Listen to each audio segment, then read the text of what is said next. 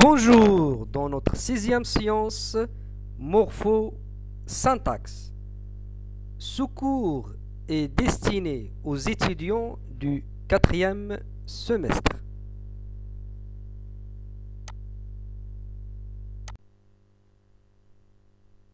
Dans cette vidéo, on va aborder les subordonnées complétives.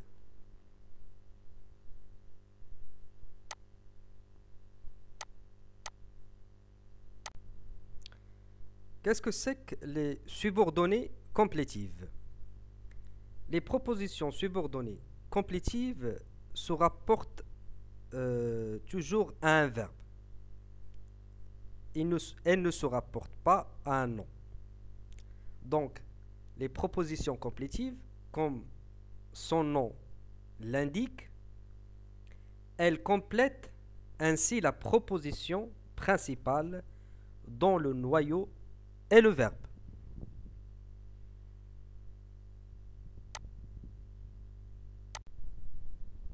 Cette subordonnée complétive occupe une place essentielle dans une phrase. Sans cette proposition complétive, la phrase n'a pas de sens. Donc, elle est l'équivalent du complément essentiel dans une phrase simple. Donc,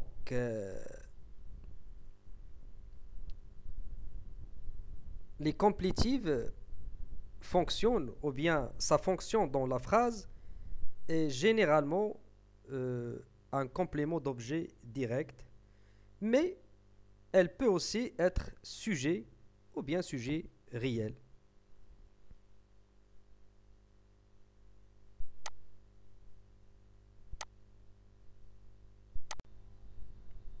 On distingue généralement quatre types de complétives. Les complétives conjonctives, les complétives infinitives, les complétives interrogatives et les complétives exclamatives.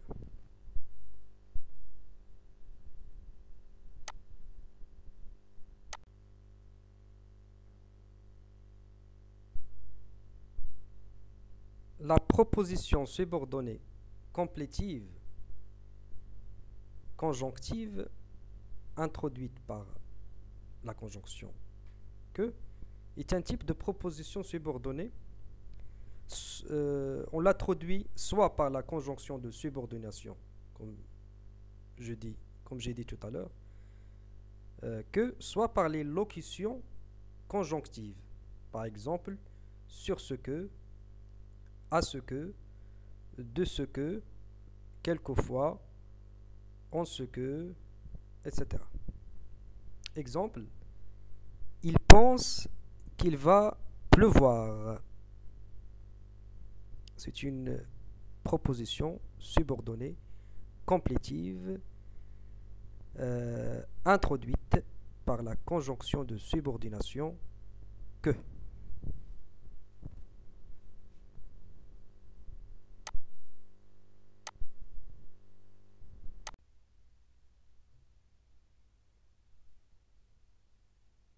Le support de la complétive conjonctive par que.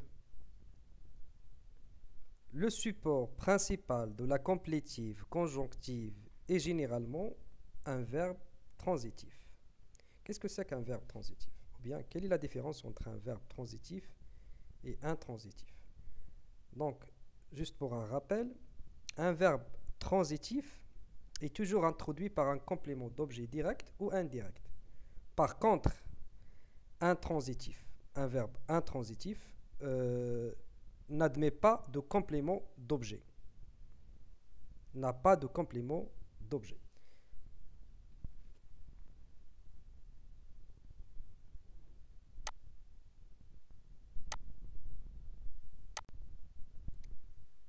Un verbe transitif exprimant le sens de déclaration, par exemple, dire, déclarer, raconter, affirmer, annoncer, ajouter, poursuivre, apprendre, conclure, révéler, expliquer, dévoiler, noter, préciser,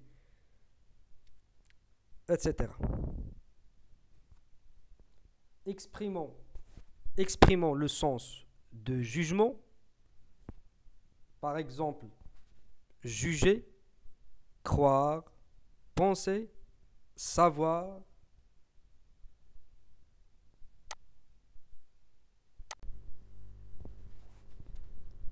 Estimer, considérer, etc. Exprimons le sens de sentiment. Par exemple, craindre, regretter, souhaiter, admirer, affectionner, apprécier, adorer, détester, envier, haïr, mépriser, plaindre, pleurer, se lamenter, etc., etc. Exprimons le sens de perception.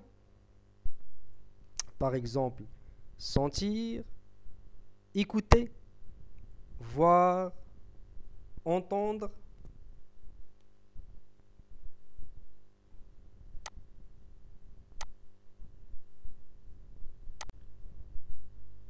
Regarder, apercevoir, décevoir, percevoir, le verbe devoir, etc., etc. Un verbe transitif exprimant le sens de volonté, désirer, aimer, vouloir.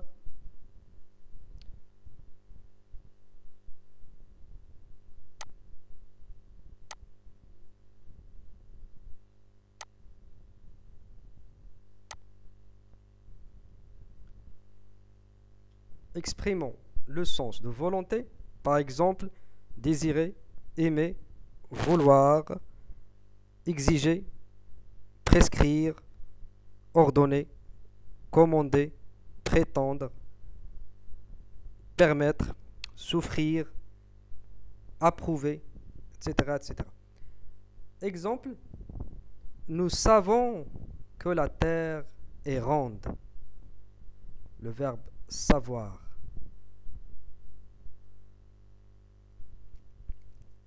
C'est un verbe de jugement. Savoir. Nous savons que la terre est ronde. Deuxième exemple. Je souhaite que tu réussisses. Le verbe souhaiter au présent de l'indicatif. Je souhaite est un verbe de sentiment. Que tu réussisses au subjonctif présent.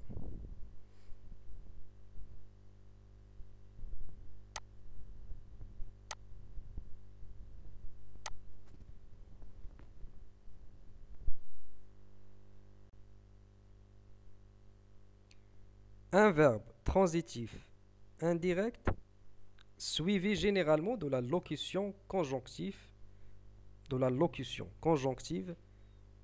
préposition plus ce plus que.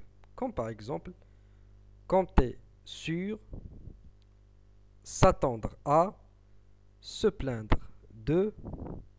Exemple, les étudiants se plaignent de ce que l'examen était difficile. Donc, le verbe transitif indirect sur cette phrase, se plaindre de ce que. Deuxième exemple, je m'attends à ce qu'il finisse son travail. À ce qu'il... Voilà, c'est une locution conjonctive. À ce que. À ce que, une locution conjonctive.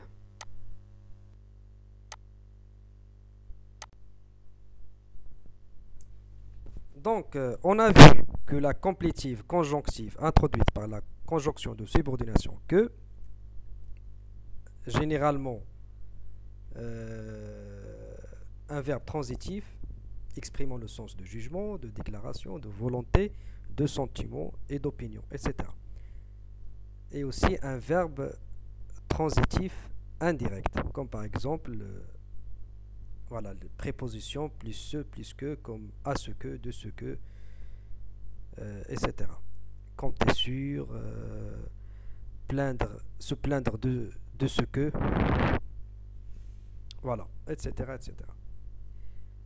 Et aussi, troisième cas, une complétive conjonctive est un verbe à la forme impersonnelle, comme le cas par exemple de falloir, suffire, sembler, paraître, se trouver, etc.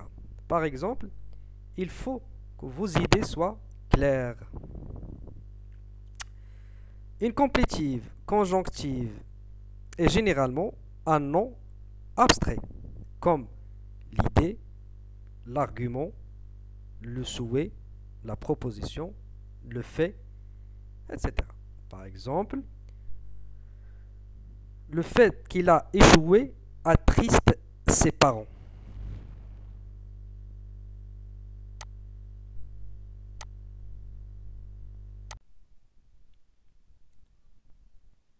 Le statut des subordonnées complétives, on commence par la fonction de la complétive conjonctive par que. La complétive conjonctive introduite par la conjonction de subordination que est substituable à un nom. Qu'est-ce que ça veut dire? Substituable, ça veut dire qu'il peut être substitué, qu'il peut être remplacé par un nom. Donc, elle peut remplir toutes les fonctions du substantif. Elle peut remplir toutes les fonctions du nom, telles que la fonction sujet. Qu'est-ce que ça veut dire la fonction sujet dans une complétive conjonctive introduite par que? Elle est placée toujours en tête de phrase. Par exemple, que tu prennes une telle décision me surprend. Regardez bien. Que tu prennes une telle décision est placée toujours en tête de la phrase de cette complétive conjonctive. Donc, elle joue la fonction du sujet. Que tu prennes une telle décision me surprend.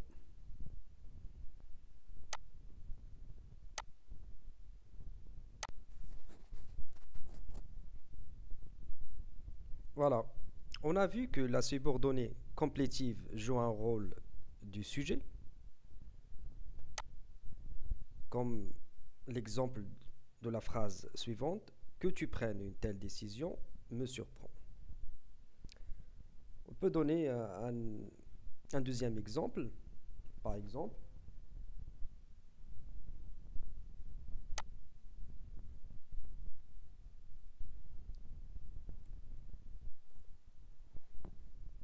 Qu'on explique sous cours de morphosyntaxe.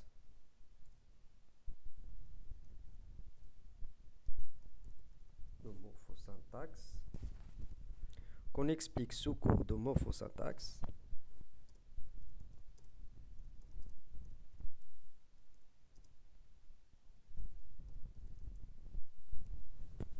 Est une idée géniale. Donc voilà, la complétive conjonctive introduite par la conjonction de subordination que est placée toujours en tête de phrase. Qu'on explique ce cours de morphosyntaxe. Donc joue le rôle du sujet de la phrase. Juste une petite astuce, on peut remplacer qu'on explique ce cours de morphosyntaxe par le pronom démonstratif cela.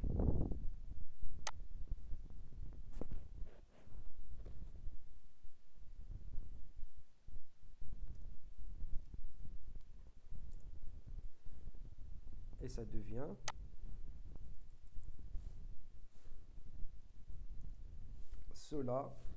cela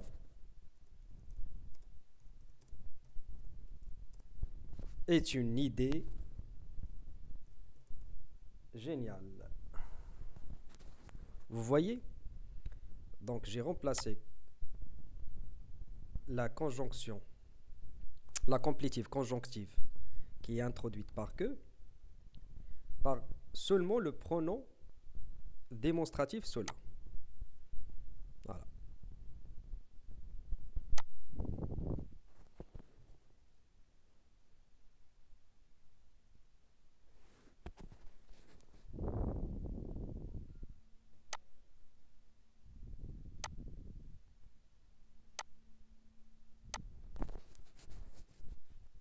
Et c'est pareil pour la première phrase. Que tu prennes une telle décision, me surprend. Donc on peut remplacer que tu prennes une telle décision par cela, le pronom démonstratif. Cela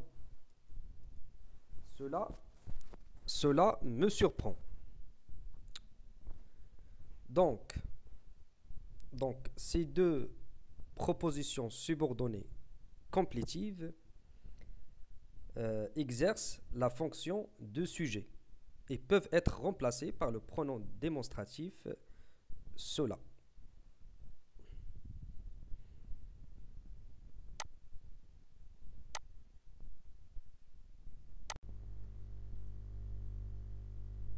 La subordonnée complétive joue le rôle d'attribut du sujet quand il complète un verbe attributif.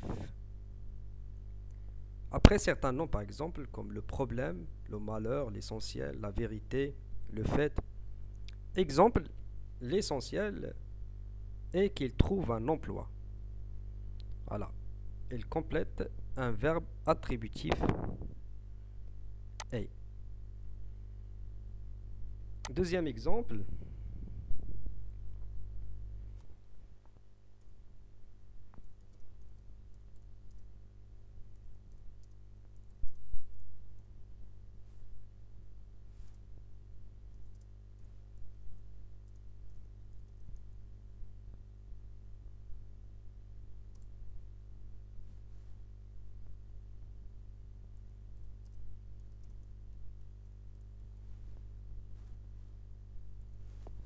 Le fait est que tu ne m'as jamais dit la vérité.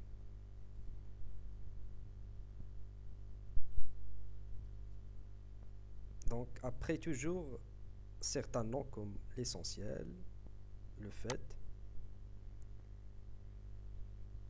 Donc en observant les exemples suivants, il est possible de reconnaître les caractéristiques de la subordonnée complétive, surtout qui joue le rôle d'attribut du sujet.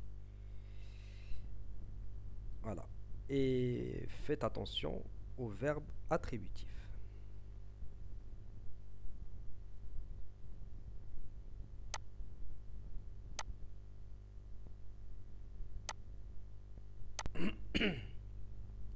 On peut reconnaître l'attribut du sujet juste par la présence d'un verbe attributif. Qu'est-ce que c'est qu'un verbe attributif? Les verbes attributifs, c'est comme les verbes copules, ou bien des verbes copules. Ça veut dire verbe être. Par exemple, le verbe être, rester, demeurer, paraître, devenir, avoir l'air, etc.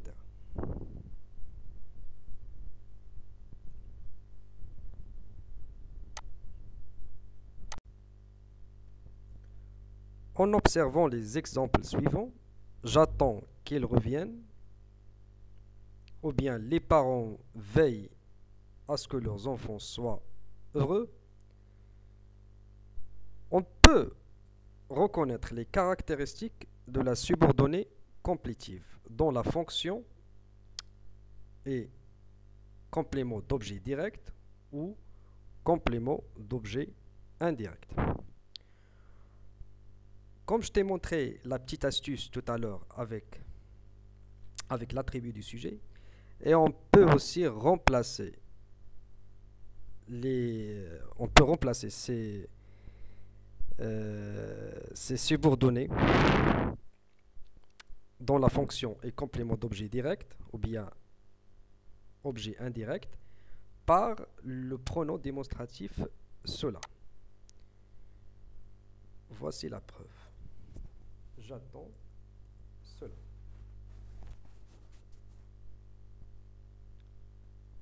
Je consens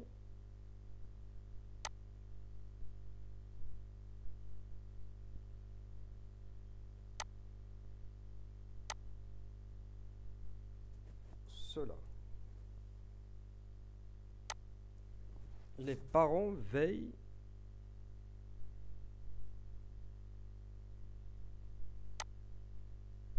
à cela.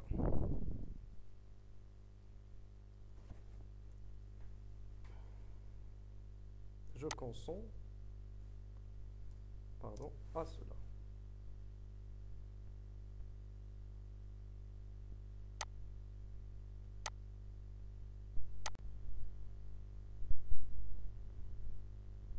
Lisez bien les exemples de la fonction du complément du nom, la fonction du complément de l'adjectif.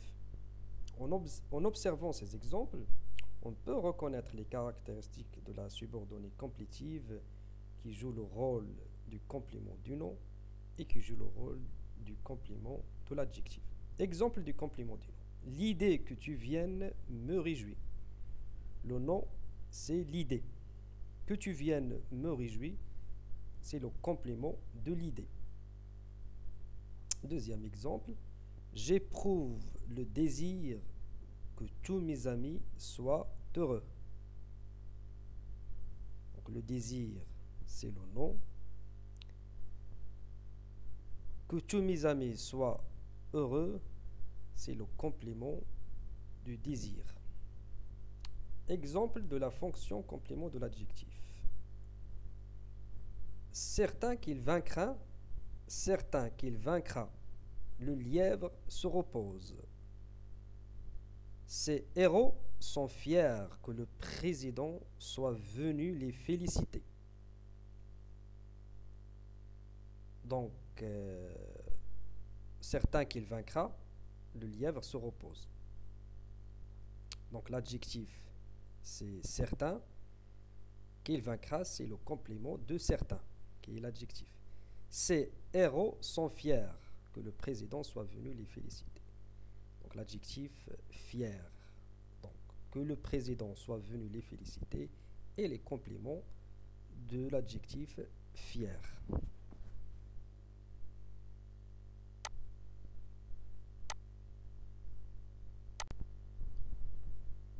Dans les phrases suivantes, indiquez les fonctions des propositions subordonnées complétives. Ça veut dire, vous allez répondre, est-ce que la fonction est un COD, un COI, un sujet, attribut du sujet, complément du nom, ou bien complément de l'adverbe, etc., etc. Bon courage.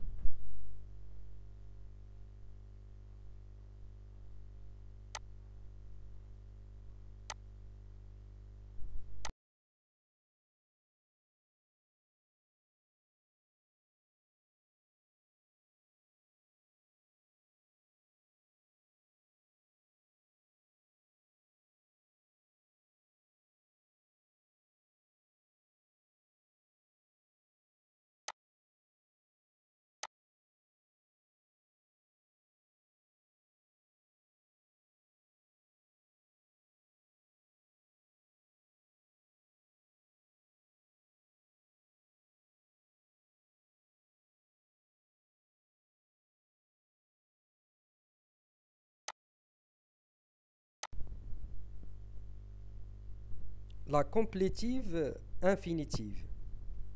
D'une façon générale, pour que l'infinitif puisse constituer le noyau prédicatif d'une proposition subordonnée, il faut tout d'abord qu'il ne dépende pas d'un semi-auxiliaire, comme par exemple le verbe devoir, aller, venir de, pouvoir, etc. Qu'est-ce que c'est qu'un semi-auxiliaire? Par exemple, le verbe devoir au présent de l'indicatif, je dois. Donc, le semi-auxiliaire est je dois, dois. Forme conjuguée du verbe, par exemple, devoir. Je dois aller, par exemple. Et le verbe aller, je vais. Donc, semi-auxiliaire du verbe aller est vais, je vais. Donc, forme conjuguée du verbe aller, etc., etc. Deuxièmement, qu'il soit substituable à une forme verbale conjuguée et introduite par une conjonction. Troisièmement, qu'elle ait un sujet distinct de celui du verbe de la principale. En donnant des exemples, vous allez bien comprendre.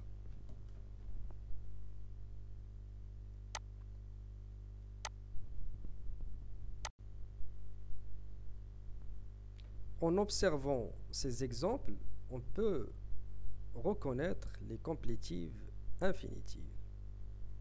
Par exemple, je vois les abeilles danser. Et on peut, comme on a vu dans la règle qu'elle soit substituable à une forme conjuguée et introduite par la conjonction que, et aussi qu'elle ait un sujet distinct de celui du verbe de la principale. Regardez le résultat. On peut dire je vois que les abeilles dansent. Deuxième exemple, j'entends le tonnerre gronder. Donc, on a dit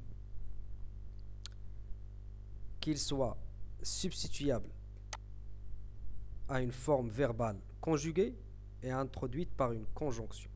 Deuxièmement, qu'elle ait un sujet distinct de celui du verbe de la principale, comme vous voyez dans cet exemple. J'entends le tonnerre gronder.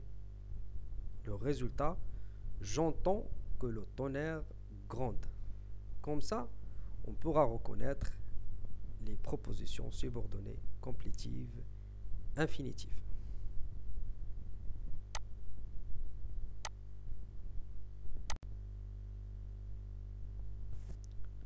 Donc, le sujet du verbe danser est distinct de celui de la principale, du verbe voir. Et pareil pour le sujet du verbe gronder est distinct de celui de la principale du verbe entendre.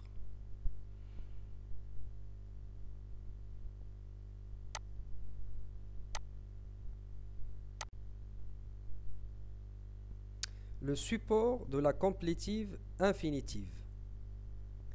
Les verbes qui favorisent l'emploi d'une complétive infinitive sont souvent regarder, voir, apercevoir, écouter, entendre, ouïr, sentir, laisser, faire, envoyer, amener, etc. Par exemple, j'amène les enfants se promener. Se promener. Deuxième exemple, j'ai fait sortir tout le monde.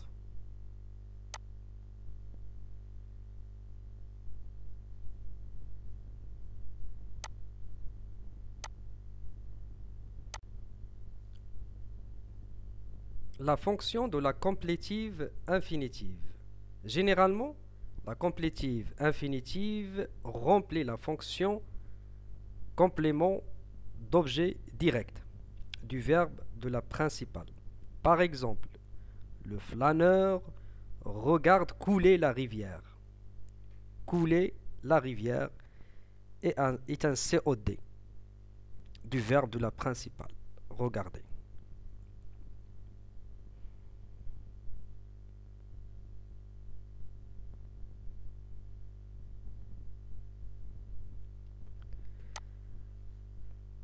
Voici cet exercice d'application. Dans les phrases suivantes, identifier des complétives infinitives et préciser leurs fonctions ainsi que leur sujet. Appuyez sur pause et bon courage.